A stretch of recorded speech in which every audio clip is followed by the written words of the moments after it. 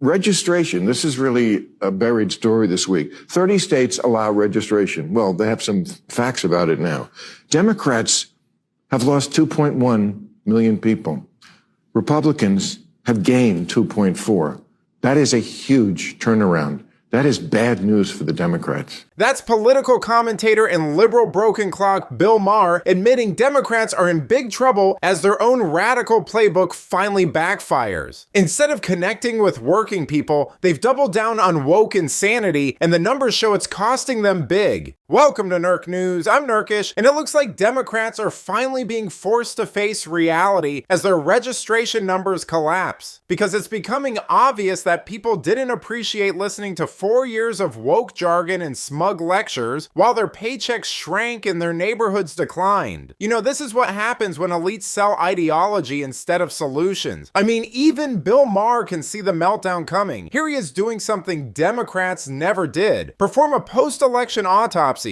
And I'm sure you would say that is because... Well, look, I think it's good, and I think for precisely the reasons we're talking about, the Democrats don't have a good message. They were utterly captured by their furthest left radicals. They were pushing COVID lockdowns, critical race theory, DEI, transgender ideology, you name it, and people are sick of it. Your average middle-of-the-road American is worried about a lot of things, and Trump is not perfect. We can all agree on that, but at least,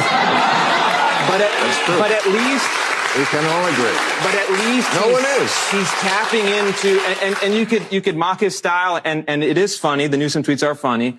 But what they're missing is that underneath all of the bluster, the bravado, the orange makeup, he is actually tapping into real fears, anxieties, and even hopes. It may sound ridiculous to people in Los Angeles or Washington, D.C., but that's why he has passionate supporters. That's why you're seeing Republicans expanding the playing field. And that's why you see in a state like Florida, where, it just went gangbusters the last 5 years. People are fleeing from the kind of empty ideologies of people like Kamala Harris.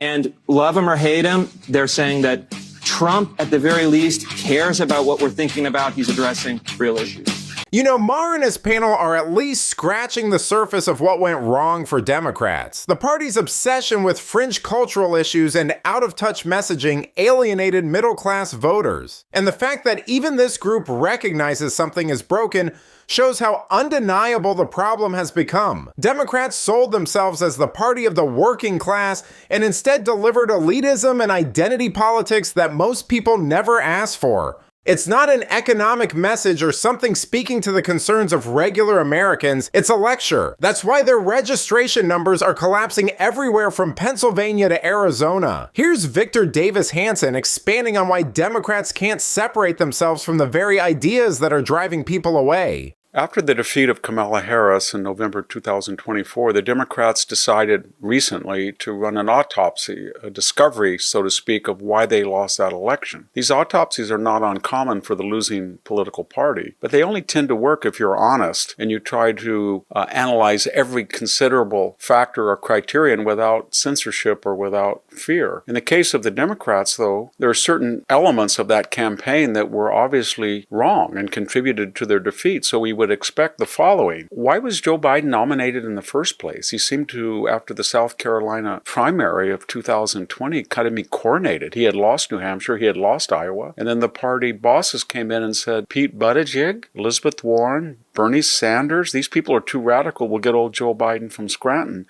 even though he's not alert. And then when he was president, they kind of created a cabal, didn't they, that hid his dementia. And then when he was no longer useful and could not, serve as a waxen effigy for a radical agenda under his name or his auto pen, then they dumped him. And yet, at that point, they should have had an open convention. But they didn't. They anointed Kamala Harris, who had been a candidate in 2020, a dismal candidate, and had not won one delegate. She really didn't have a message. She avoided the press. When she did try to speak extemporaneously, it was a word salad, and she was just an unimpressive candidate. Bottom line is, until the Democrats look in the mirror and say, we have a message that nobody wants in the middle class, it's antithetical to the middle class, on crime, on immigration, on energy, on foreign policy, on the economy, they'll never change. They will never change. And they're like addicts. They can't live with DEI, with the Green New Deal, with this utopian globalization, and they can't live without it. You know, even when they acknowledge that their language or slogans don't resonate, the substance stays the same. Open borders, elite-driven economics, and cultural radicalism that leaves the middle class behind. I mean, this is why minorities and young men have shifted toward Trump in record numbers.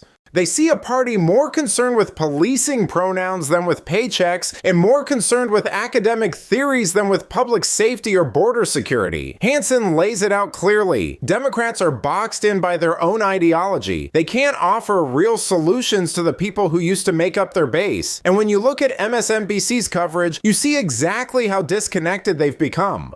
You know, breathing into a paper bag. I'm trying to calm down a little bit, but you know, John just quoted a remarkable stat out of the New York Times that in the 30 states where they track voter registration over the past 4 years, Democrats have lost to Republicans in every single state. Why? So this is the $24 million question, right? Why are Democrats not... why are the polls bad? Why are they not breaking through? And I think it's a couple things. I think one is the people who are breaking through are brave, right? They talk like humans. They make the case, you know. And again, it's like Pritzker's chief of staff told me.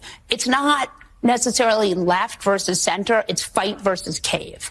And the people who fight get support. And the people who cave or are mealy-mouthed or are, you know, very sort of corporatist-y, that crew, the crew that's afraid, cannot break through, does not appeal to voters. The question is, it's only going to be for people who really feel authentic. Sherrod Brown, Mondami, these people, AOC, they're not all exactly the same politically, but they are the same in the fact that they're brave and they break through. You know, it's hilarious to watch MSNBC make the mistake of thinking Democrats can solve their problem by being louder and more confidently wrong. That isn't a solution. It's exactly why people are walking away. AOC is the perfect example. She isn't authentic. She staged photo shoots, pretending to cry at a fence over illegal aliens, lied about where she grew up, and even pretended to be handcuffed for headlines. She's just as hollow as the rest of the Democrat leadership, only louder and more confidently stupid. And that doesn't win over the middle class. The Biden administration was the first mainstream exposure many regular working people had to radical leftist policies, and they clearly didn't like it. That's why registration numbers are collapsing and why Democrats are panicking. They're not losing because they're quiet. They're losing because their entire message is empty. But let me know what you think. Are Democrats losing voters because of their radical policies, their fake authenticity, or both? Let me know in the comments, and if you enjoyed this video, please give it a like and subscribe to the channel. That stuff really does help us out. Until then, this has been Nerk News. Thanks for watching. Bye.